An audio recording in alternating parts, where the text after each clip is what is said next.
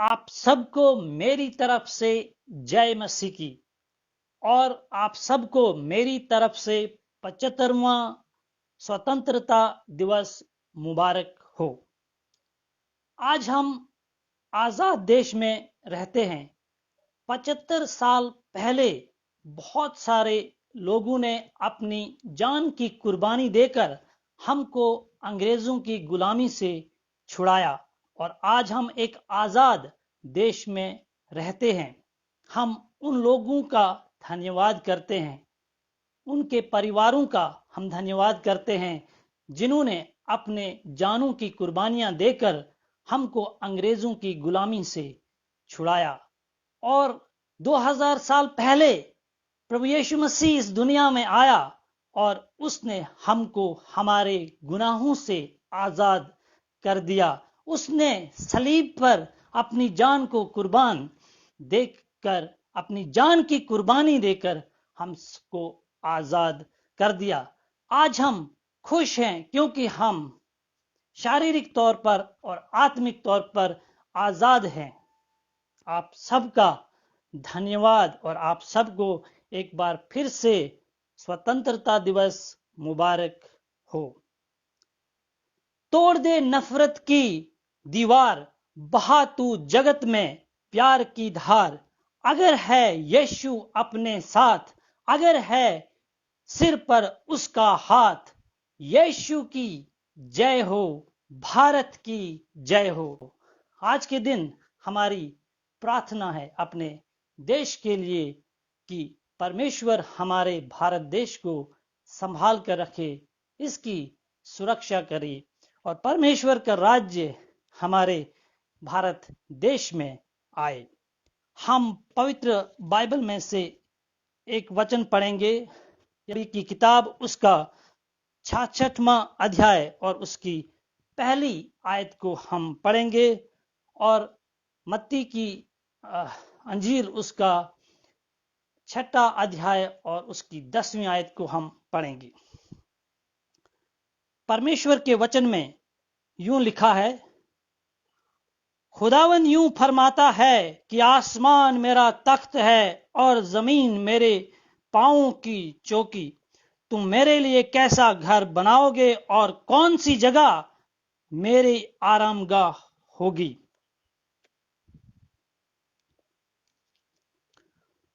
और मत्ती का सुसमाचार उसका 6वां अध्याय और उसकी 10वीं आयत को हम पढ़ेंगे।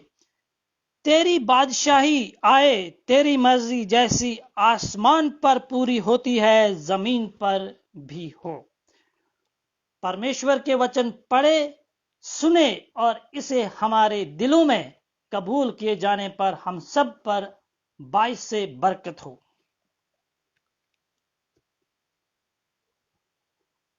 आज एक छोटा सा संदेश, एक छोटा सा पैगाम मैं आप तक पहुंचाना चाहता हूं। परमेश्वर का वचन कहता है कि आसमान परमेश्वर का, स्वर्ग परमेश्वर का सिंहासन है, उसका तख्त है और जमीन उसकी चौकी है। और हमने पढ़ा मत्ती के सुसमाचार में, जहां पर प्रभु यीशु मसीह अपने चेलों से कहता है कि जब तुम प्रार्थना करो तो अपने देश के लिए, अपने जहां पर तुम रहते हो वहां के लिए प्रार्थना करो।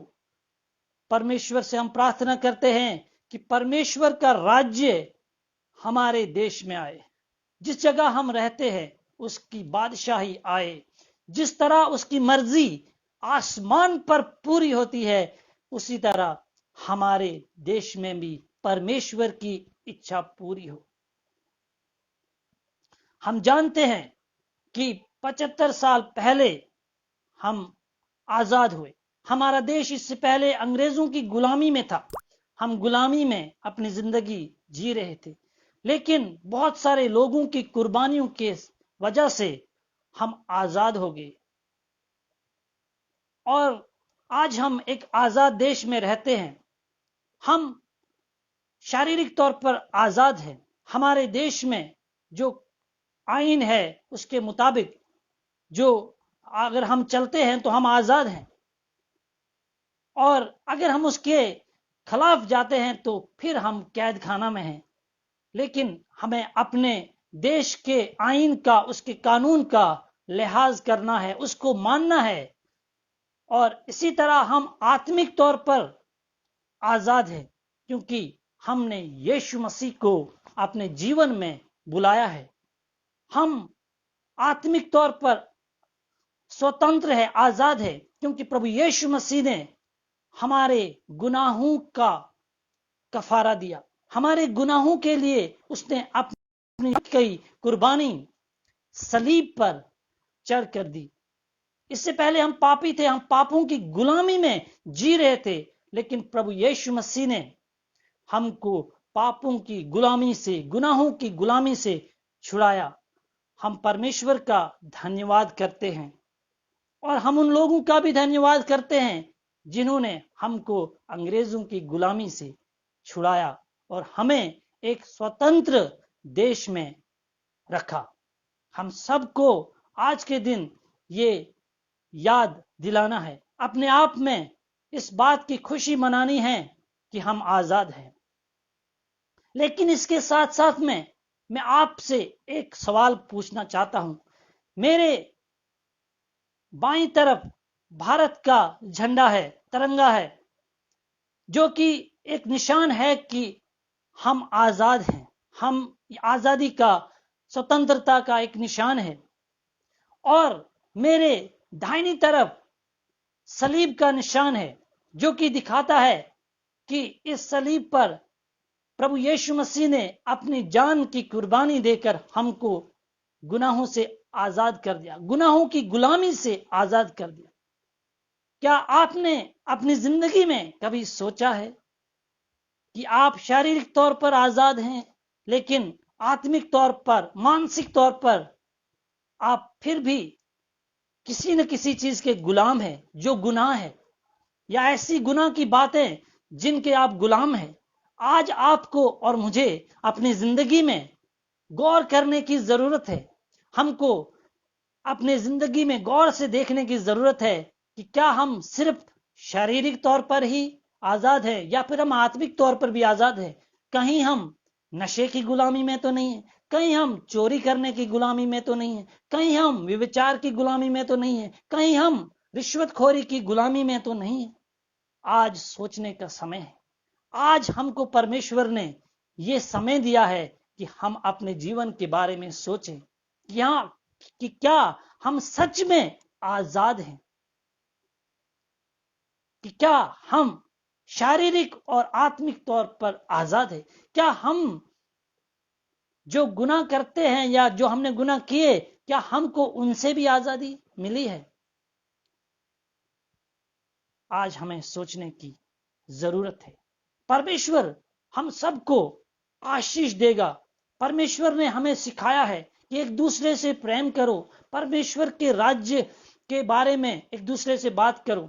और परमेश्वर प्रभु यीशु मसीह ने अपने चेलों से को सिखाया कि जब तुम प्रार्थना करो तो मांगो कि ऐ परमेश्वर, तेरा राज्य इस पृथ्वी पर आए, तेरा राज्य आए, तेरी मर्जी जैसे स्वर्ग में पूरी होती है, आसमान पर पूरी होती है, इस जमीन पर भी हो। ये जमीन, ये पृथ्वी, ये धरती परमेश्वर के पांव की चौकी है और आसमान उसका तख्त है जहां वो बैठता है। आइए आज मिलकर हम सब ये प्रार्थना करें कि परमेश्वर, जिस तरह आपकी मर्जी आसमान पर पूरी होती है, हमारे भारत देश में भी पूरी हो। हम धन्यवाद करते परमेश्वर का आज के इस दिन के लिए।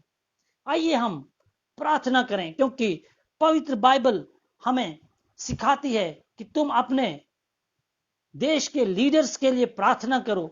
जिस आईन के अंदर आप जीते हो, जिस कानून के अंदर आप जीते हो, उसके लिए प्रार्थना करो, क्योंकि हर एक चीज के ऊपर परमेश्वर का अधिकार है। प्रभु यीशु मसीह ने कहा कि आसमान और जमीन का कुल इख्तियार मुझे दे दिया गया है। तो आइए हम उस प्रभु यीशु मसीह से प्रार्थना करें कि हमारे देश में उसकी मर्जी पूरी हो। पिता परमेश्वर, हम आपका धन्यवाद करते हैं आज के इस खूबसूरत दिन के लिए प्रभु, प्रभु परमेश्वर, हम आपका धन्यवाद करते हैं भारत देश के लिए। आपने हमको भारत देश जैसे खूबसूरत जगह पैदा किया प्रभु। प्रभु परमेश्वर, हम प्रार्थना करते हैं अपने मुल्क के लिए प्रभु, आप हमारे मुल्क में शांति लाएं प्रभु। प्रभु परमेश्वर, आपकी शांति, आपका राज्य हमारे जीवन में आए, हमारे घर में आए, हमारे गांव में आए, हमारे शहर में आए, हमारे देश में आए प्रभु। हमारी प्रार्थना है प्रभु।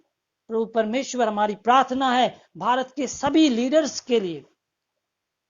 हम प्रधानमंत्री से लेकर छोटे से छोटे लीडर तक प्रभु, हम आपका अनुग्रह चाहते हैं प्रभु, आपकी आशीष चाहते हैं प्रभु। हम हर एक लीडर के लिए प्रार्थना करते प्रभु, वो आपके चुने हुए प्रभु। प्रभु, आप उनको अक्ल दे, बुद्धि दे, सामर्थ दे, देश चलाने के आगे आप उनको सामर्थ दें प्रभु। प्रभु परमेश्वर, हम प्रार्थना करते हैं हर एक के लिए प्रभु, जो आज स्वतंत्रता दिवस मना रहा है प्रभु। प्रभु, हर जगह शांति बनी रहे। धन्यवाद करते हैं प्रभु, आपने हमारी प्रार्थना को सुना और ग्रहण किया। सारी प्रार्थना को प्रभु यीशु मसीह के जिंदा और सामर्थी नाम में मांगते हैं। आप सभी का बहुत बहुत धन्यवाद। परमेश्वर हम सबको आशीष दे। यीशु की जय हो, भारत की जय हो।